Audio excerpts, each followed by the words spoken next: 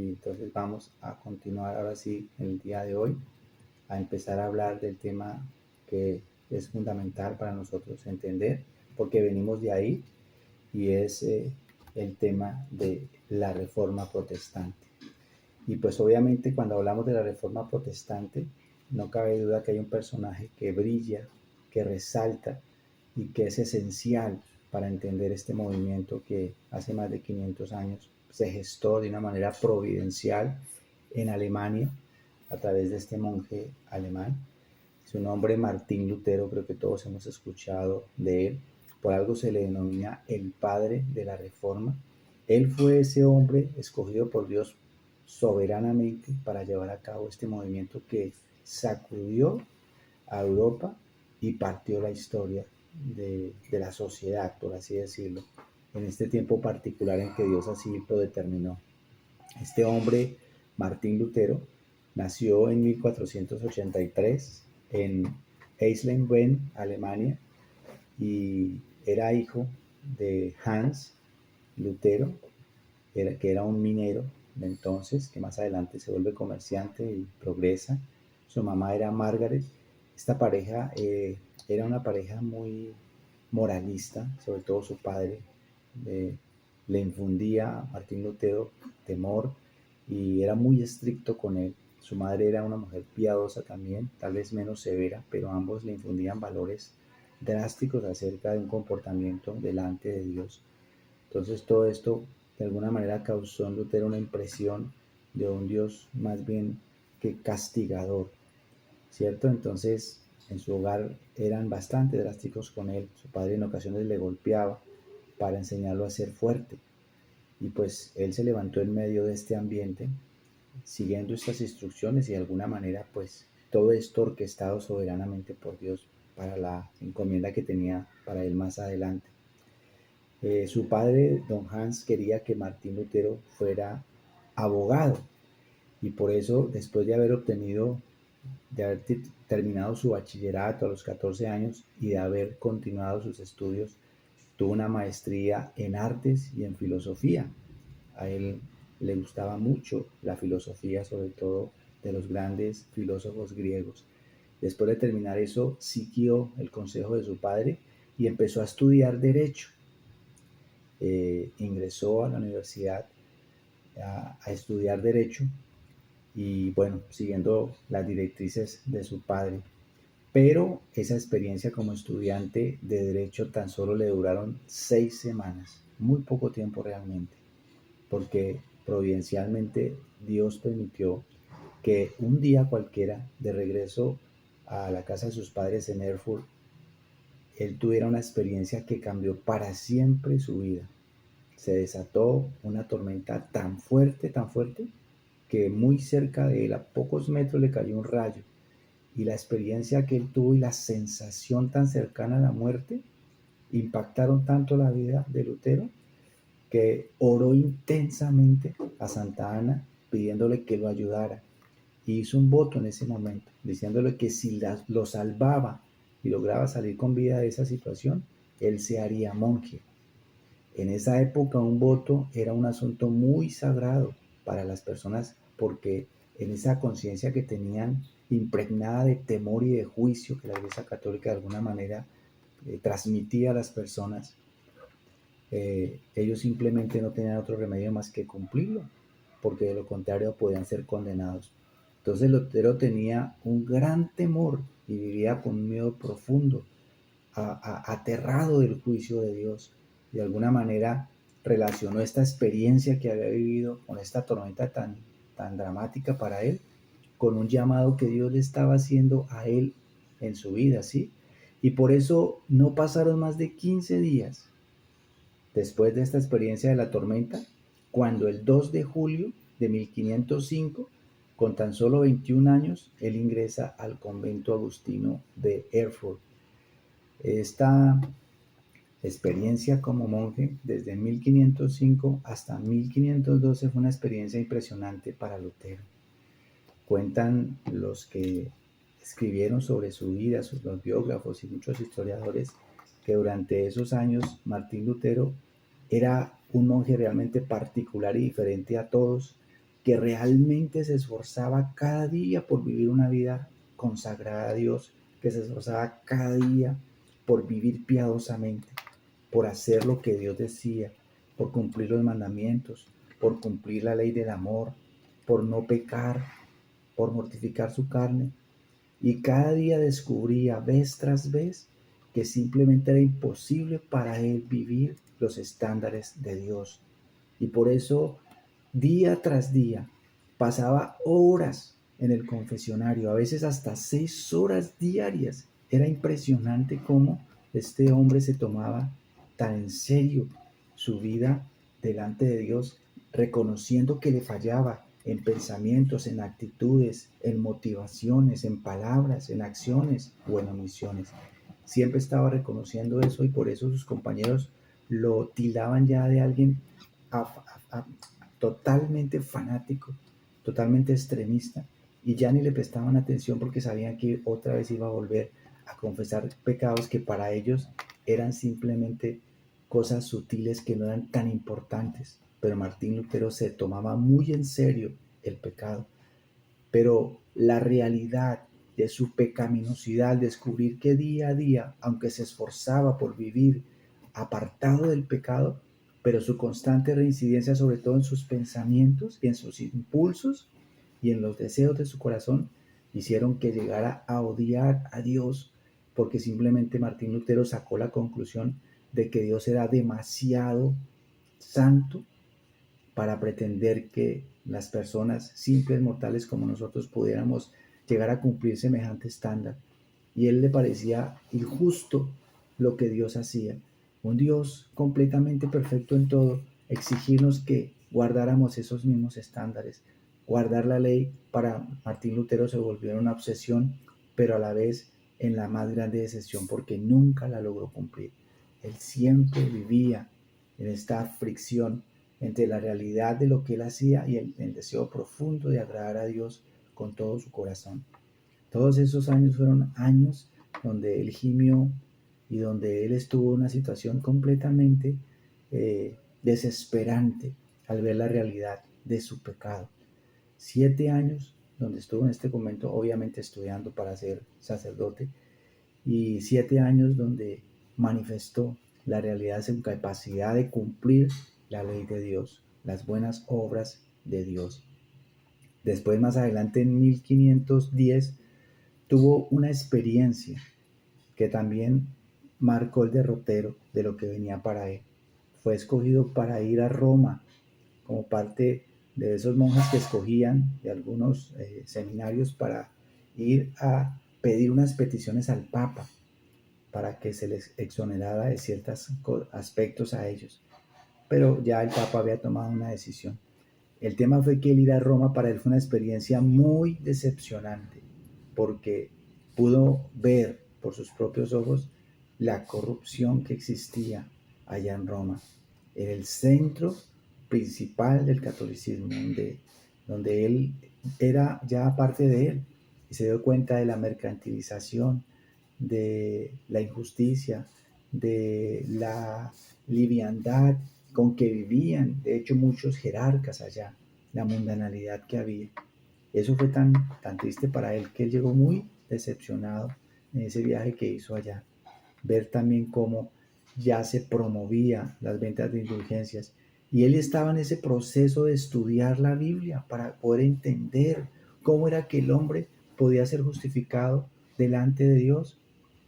En 1512 él recibe un doctorado en teología y ahora ya empieza una nueva etapa en su vida, la de ser maestro. Empezó a ser el teólogo de la Universidad de Wittenberg, ya enseñando la palabra de Dios y más o menos de 1512 a 1515, él estudiando y enseñando, haciendo esta labor, pudo por fin en la palabra de Dios encontrar la respuesta que durante tantos años él desesperadamente buscó y que no encontraba por todo lo que él había recibido de lo que había aprendido en el convento. Pudo, a través del texto de Romanos 1:17, descubrir que la salvación no era un asunto de desempeño de nuestras buenas obras ni de méritos, que era imposible que un ser humano se esforzara para alcanzar méritos delante de Dios. Romanos 1:17 dice que el justo por la fe vivirá. Esta frase le quedó marcando y vez tras vez volvía a ella. Vez tras vez reflexionaba sobre ella. Mas el justo por la fe vivirá.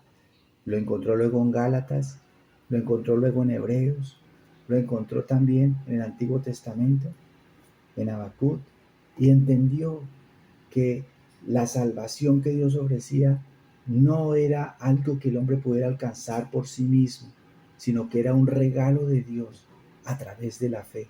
Esto obviamente cambió completamente la trayectoria de Lutero. Se aferró a esta verdad, aunque en ese momento obviamente era una verdad desconocida completamente, porque Roma no la enseñaba, que la justificación delante de Dios era a través de la fe, a través de la gracia que Dios derramaba, a través de los méritos que hizo Jesucristo en la cruz, a través de su sacrificio. Él empezó a estudiar de una manera muy acuciosa la carta a los romanos y también el libro de los Gálatas. Y esta combinación de estas dos cartas que son hoy por hoy que las conocemos fue maravillosa para él.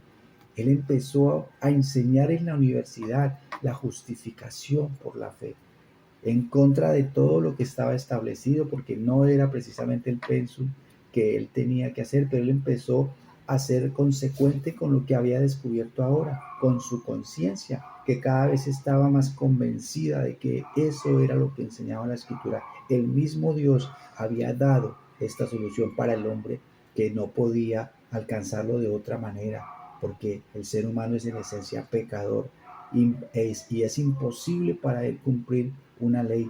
Él descubrió precisamente que la ley no tenía el objetivo de que fuera cumplida al pie de la letra, porque nadie la podía cumplir. En Santiago 2:20 descubrió esto, 2:10, perdón, que si cumplimos toda la ley, pero si fallamos en un solo punto, nos haremos transgresores de toda la ley. Entonces, él entendió y su mente fue despejada, su corazón fue avivado. Hubo por fin paz en su ser interior cuando se dio cuenta de que ese Dios que él antes tilaba como un Dios totalmente injusto, airado, severo, extremo, era un Dios bueno, era un Dios de misericordia, era un Dios compasivo, era un Dios que veía la necesidad nuestra, era un Dios misericordioso que se acercaba a nosotros, conociendo nuestra condición, nuestra incapacidad, y nos otorgaba gratuitamente la salvación. Él empezó, como les decía, a enseñar en la universidad este tipo de doctrinas. Y justo sobre el año más o menos 1517 empezó a recorrer por toda Europa otro monje muy conocido en ese entonces, John Texel, encomendado por el Papa para una encomienda, y era construir la catedral, la Basílica de San Pedro. Y para esta labor, este hombre que era muy hábil para la palabra, muy hábil para convencer con una gran voz, recorría Europa y por este tiempo estuvo ahí en Alemania, vendiendo las famosas indulgencias. A Lutero fue algo que lo llevó a un punto tal de indignación, de que él simplemente no tuvo más remedio que explotar, porque él conocía que eso no era lo que enseñaba la Biblia. Este monje John Texel, eh, promovía a las personas que no importa el pecado que ellos hubieran cometido, que no importa las barbaridades, que ellos podían comprar su salvación, inclusive por los pecados que fueran a cometer en el futuro.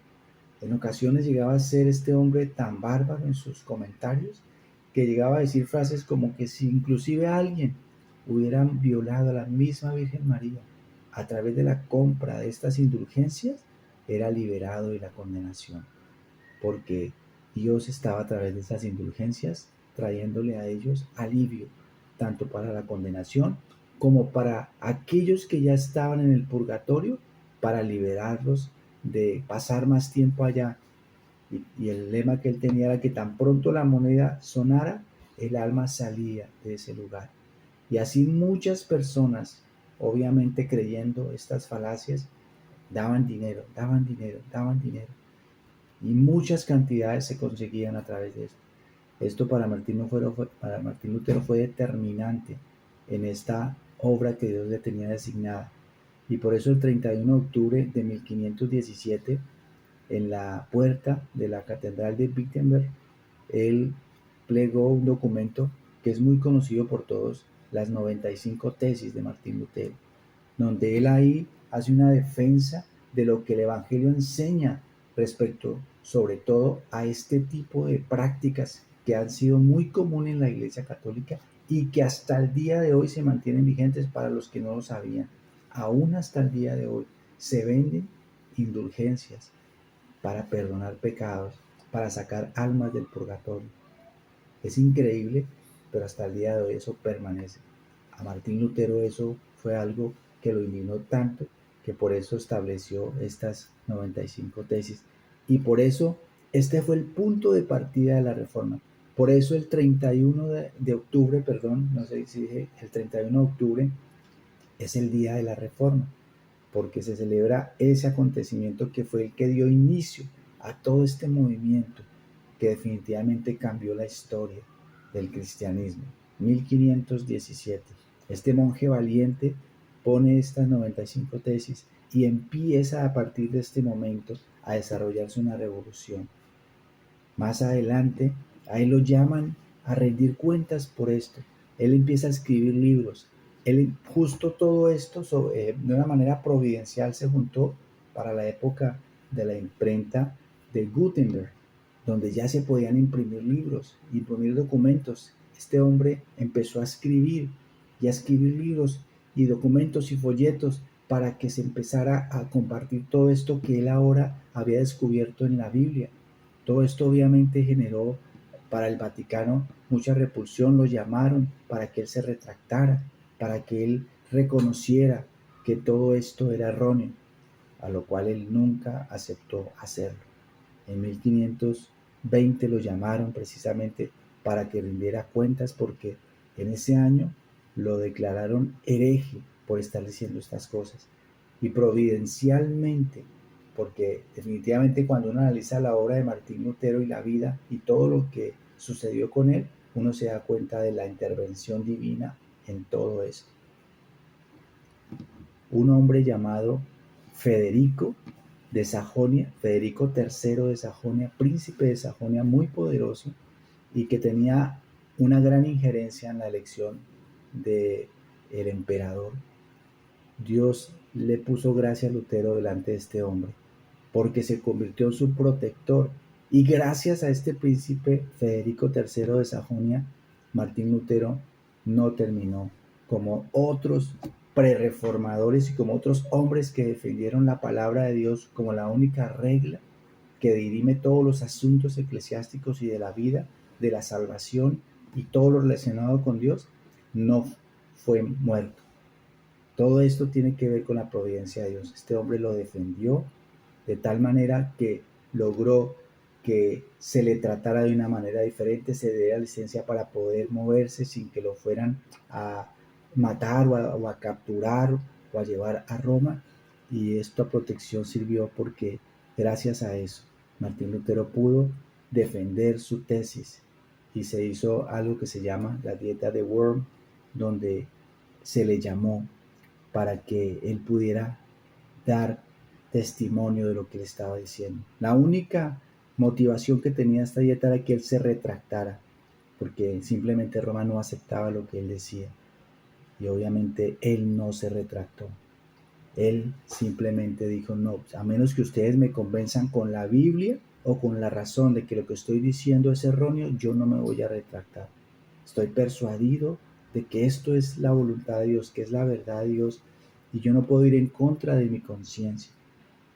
Pero al ver que la situación simplemente estaba dada para que lo capturaran y que Roma no iba a pasar por alto esto, sino que lo iban a condenar por hereje, este príncipe de una manera muy particular permitió que a las horas de haber terminado esto, parte del ejército de él lo secuestra y se lo llevan durante 10 meses. Martín Lutero quedó totalmente sin saber dónde estaba, gracias a que este príncipe se lo llevó. Durante un tiempo nadie sabía dónde estaba, porque él sabía que si no hacían eso lo iban a matar. En esos 10 meses Martín Lutero logró traducir el Nuevo Testamento en alemán, un tiempo que es increíble. En 10 meses solamente tradujo el Nuevo Testamento al alemán, y obviamente él sentó las bases, y aún los académicos reconocen que Martín Lutero fue el que sentó las bases del alemán, así como William Shakespeare del inglés y como Miguel de Cervantes Saavedra del español. Era un hombre realmente muy inteligente, Martín Lutero, de letras, filósofo, erudito, teólogo, y gracias a esta protección, como les decía, pues este hombre empieza este movimiento, y ahora en los escritos empieza a establecer lo que sería esta reforma protestante. Esto es un tema extenso, pero pues me pareció bueno precisarlo porque es bueno saber de dónde venimos nosotros. El tiempo ha pasado y por eso voy a dejar hasta aquí. Espero que esta introducción de la reforma pues haya sido muy